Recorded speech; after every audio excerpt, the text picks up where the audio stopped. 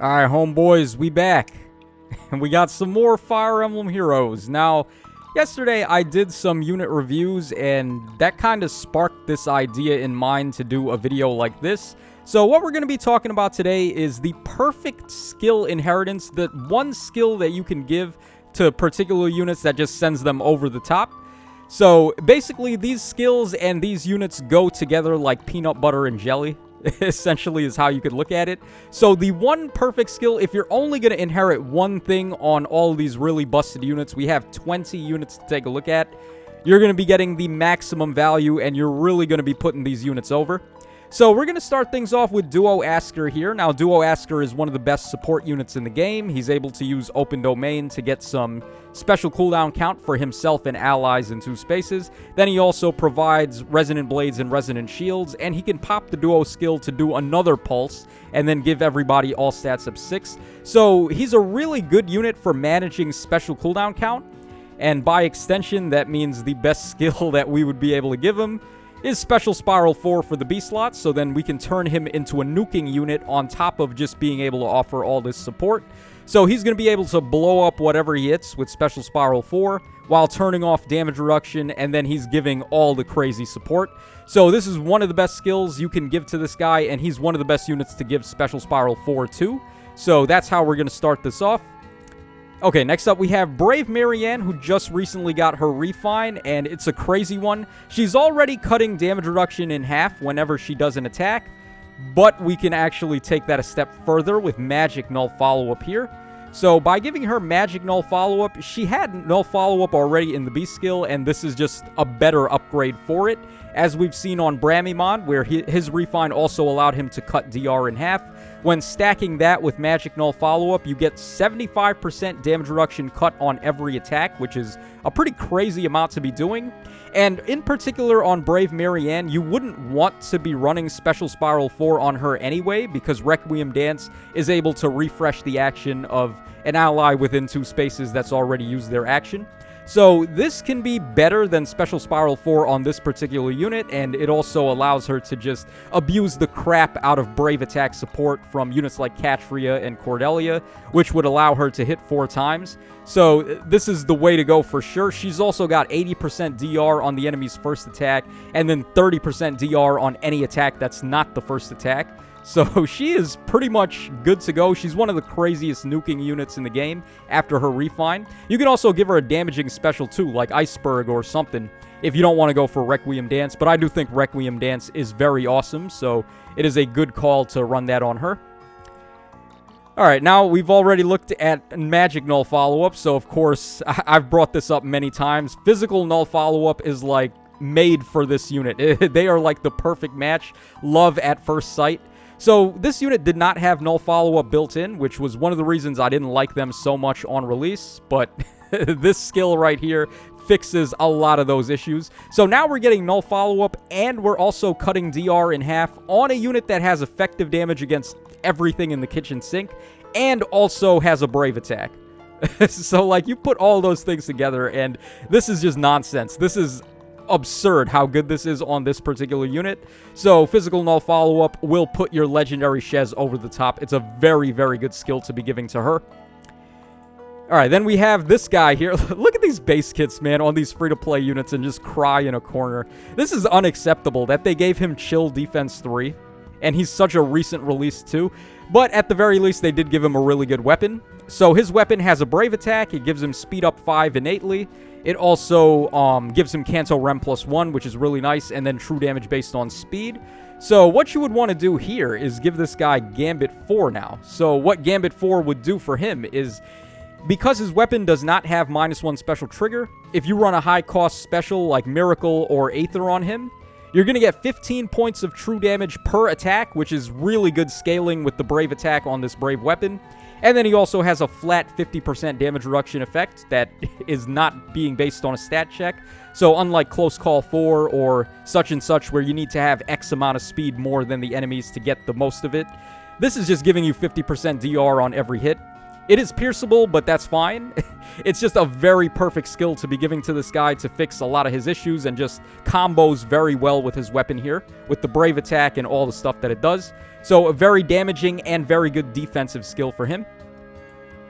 Alright, next up we have the Summer female Shez, who has the exact same weapon as that guy. Unfortunately, though, that guy is a flying type unit, so unlike this Shez, he's unable to run Flow Desperation. So this weapon gives her half a null follow-up, the one that prevents wary fighter effects, and then also allows her to hit the enemies in a row. So when you combo that with a Brave weapon that is also effective against the entire game, essentially, this unit becomes nuts with this shit. Like, this is so stupid on her. So you're hitting 4 times, effective against everything, you get true damage based on speed, and you nullify wary fighter. So yeah, this is a very powerful skill to be giving to this Shez here. Alright, next up, we're moving on to the next set of units here. So we have Gatekeeper up next, also a unit that just got refined similar to Marianne. And of course, I mean, I don't even need to bring this up, right? Like, Canto Control is the perfect skill to give him.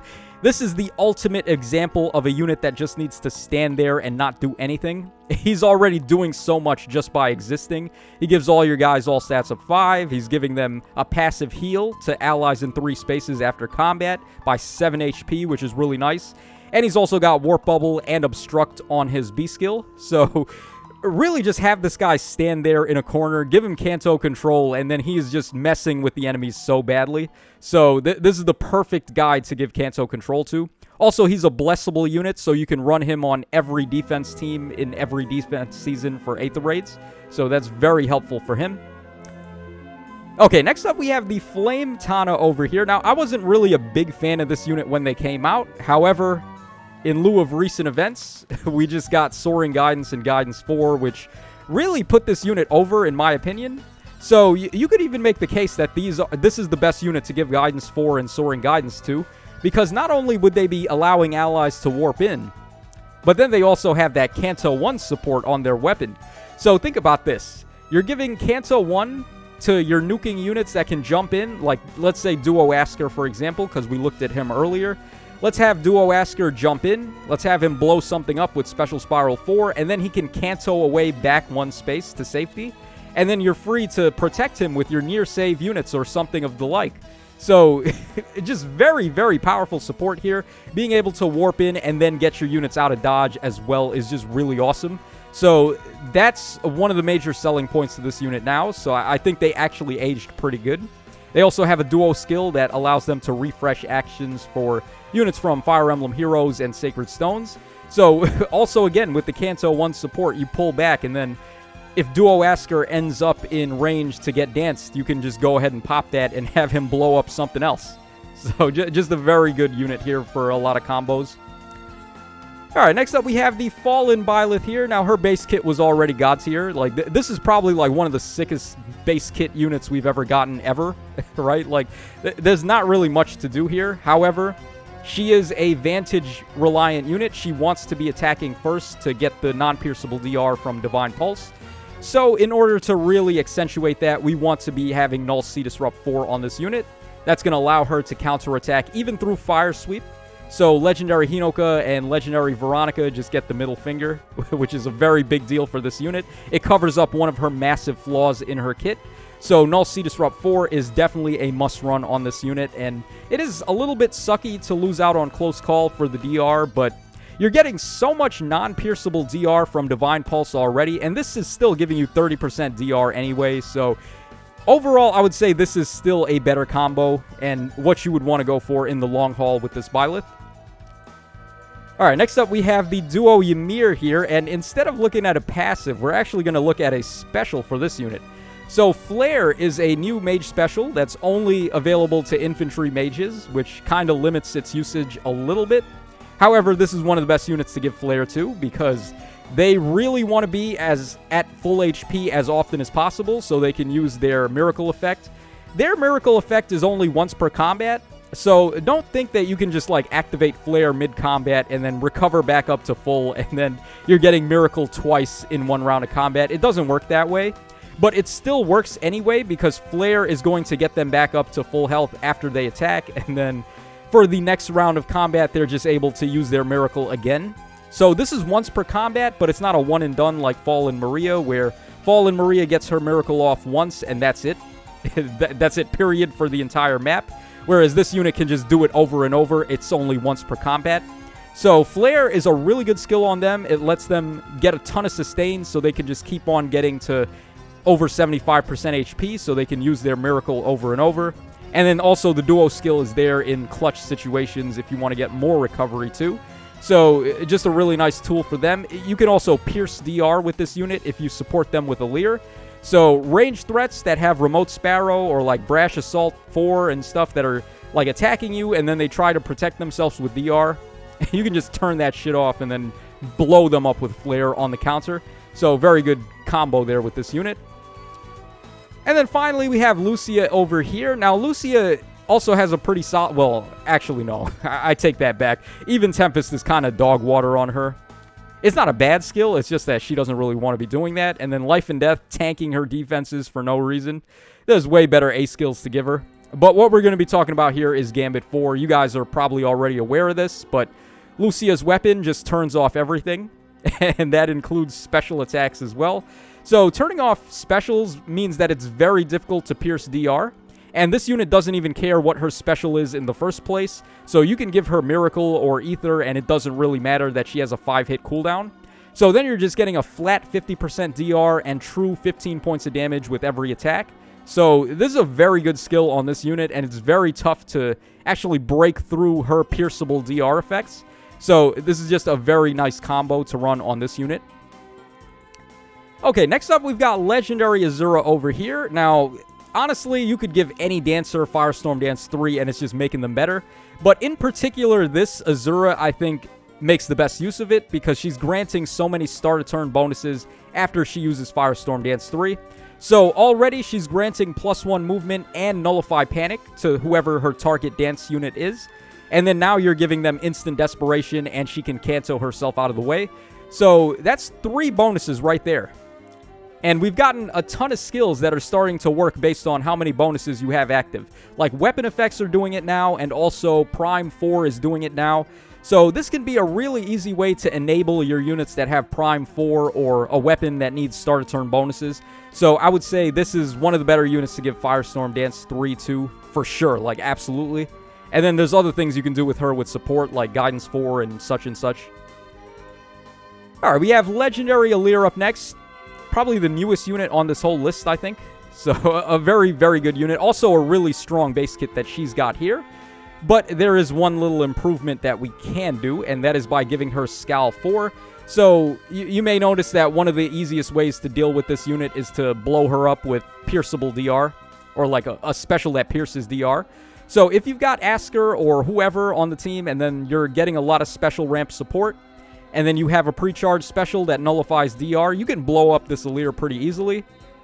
But not quite if she has Scowl 4, because then she's going to reset your special, and you're not going to be able to instantly proc it. And then on her counterattack, she's got the Brave attack. She can nullify DR herself, and then she gets non-pierceable DR as well after she uses this special. So it becomes a nightmare to deal with this unit after she's got Scowl 4. So, definitely one of the better inherits for Scowl 4 and one of the best uses of this skill. It doesn't raise her speed by any, but that's fine. You want to be raising res anyway, so like, maybe speed and res Scowl would be a little better for her, but already I think the attack is nice because of the Brave weapon she's got and such and such. So this is perfectly fine. No need to really wait for a better Scowl skill for her.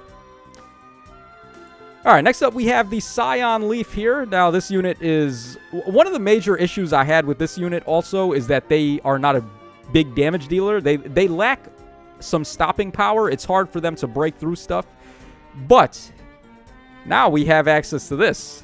So you can give them Flared Sparrow. They are a unit that wants to be stacking attack and speed because they do gain a bit from having speed. They've got a Brave weapon, and they also have Gale Force, making them one of only 3...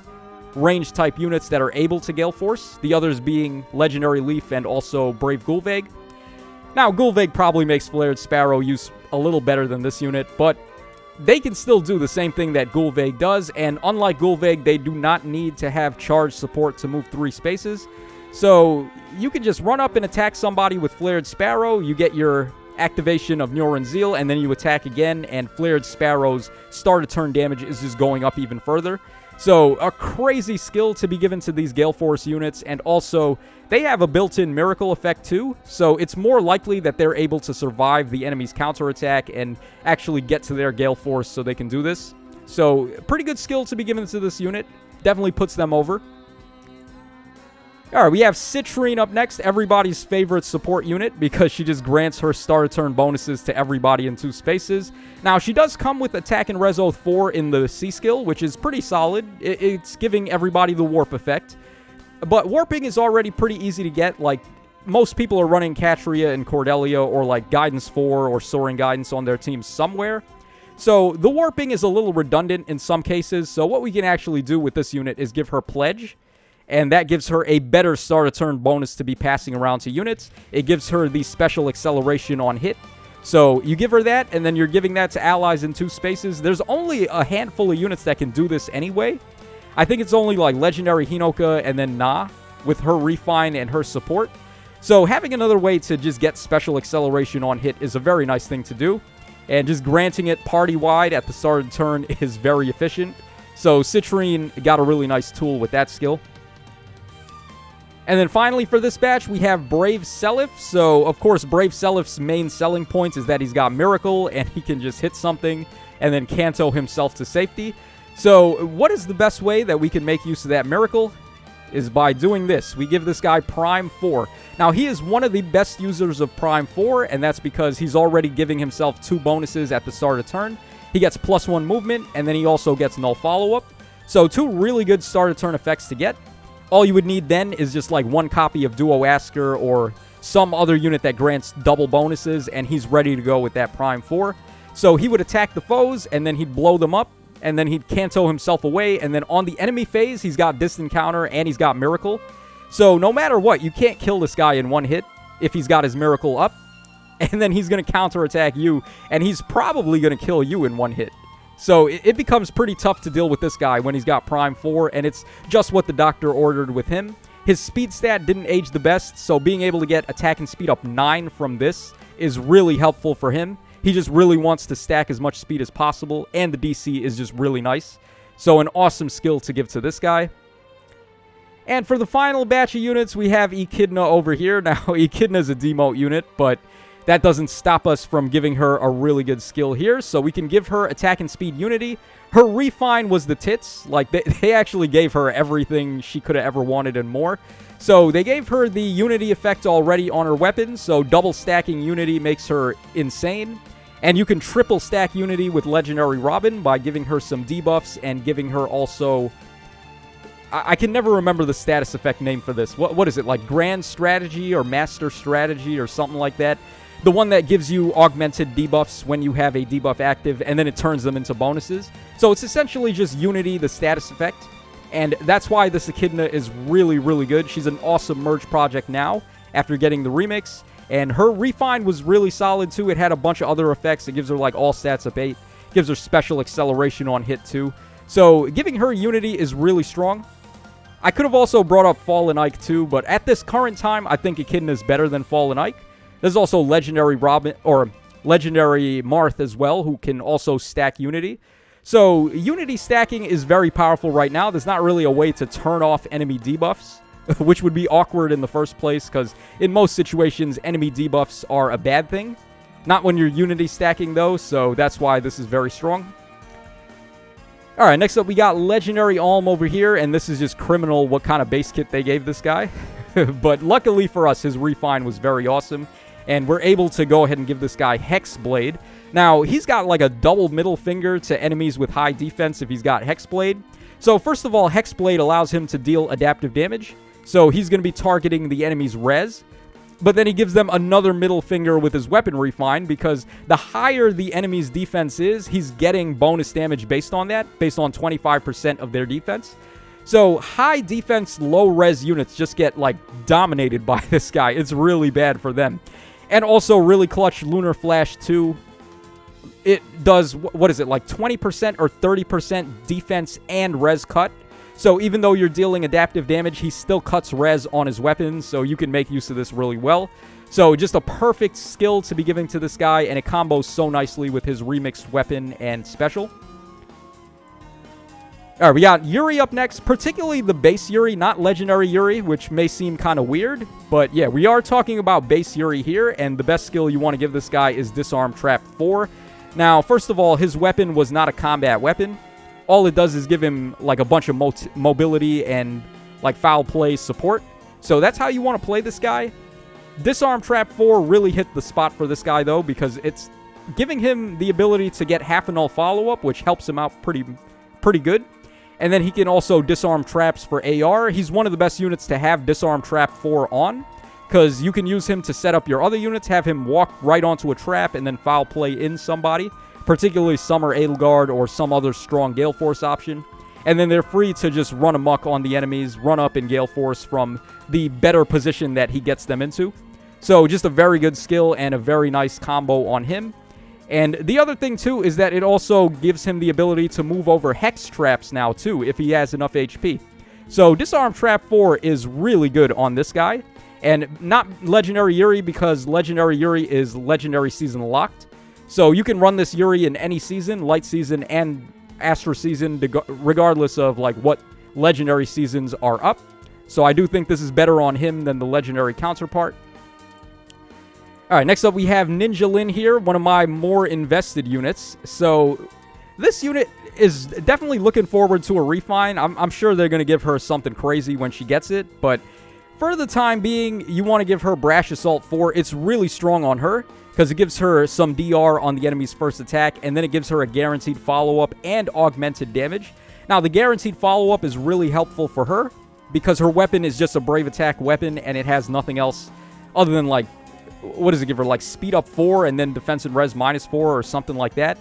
So you're kind of out of luck in terms of offensive effects on this weapon outside of the Brave. So getting the guaranteed follow-up can help her break Wary Fighter. She can't get full-on null follow-up at the moment unless you get it from a sort, like outsourced from some kind of support effect like Caden Lindy or something like that. So having Brash Assault is very self-sufficient for her. Lets her break through Wary Fighter and then get a speed check double, and then she's hitting 4 times. This allows her to survive the enemy's first hit, possibly. I also gave her Remote Sparrow, too, but I think Brash Assault is the real thing that's really putting her over the top. So that's why we brought that up. And then the augmented damage is very nice as well. And then finally, we have Yune over here. Now, this one's a little bit more of an old school thing that we used to do, but after her remix, it still works pretty well. So we give her Sturdy Impact here because her weapon gives her a guaranteed follow-up after the remix. And then also, you can turn off the enemy's follow-ups with Sturdy Impact. So you get Omni Breaker essentially with this. And then her weapon also has some DR on the enemy's attacks, which is really helpful based on how many debuffs they've got. And she is just a god of doing debuffs. So it works out pretty well. The added bulk, like her 15 defense may seem really bad, but if she's getting plus 10 from Sturdy Impact, then it jumps up to 25, and then you combo in all the debuffs and also all of the damage reduction that she's getting, and she can actually survive a hit. I've seen this unit survive hits from units that she really shouldn't be able to. Like Fallen Byleth, my Fallen Byleth could not one-shot this unit in one situation. So, just a surprise amount of bulk that this unit can end up getting. And Sturdy Impact, I would say, is probably better than Remote Sturdy on her. She does get some more DR from Remote Sturdy, but the Omni Breaker, I think, is just better with this weapon here, with her refine and how it works. And the added defense, you will only get 7 defense from Remote Sturdy, whereas this gives you 10. So I think this is slightly better on her. And she's already out of luck if you end up against null follow-up enemies. So you might as well just go for the Omni Breaker anyway. So that's going to wrap us up for this video. We took a look at 20 units and a bunch of really brand new skills or really powerful skills that can put them over the top. So let me know your thoughts in the comment section down below. Do you have any of these skills on any of these units? And let us know how much of an impact it has on these guys, how much better it makes them, because it really puts an impact onto these guys in particular. So this is your boy Tacho signing out. We have a trailer coming up tonight, which I will be live streaming. So if you're interested, then definitely stop by. And I will see you guys then. So take care, have a good one, and I'll catch y'all again on the flip side.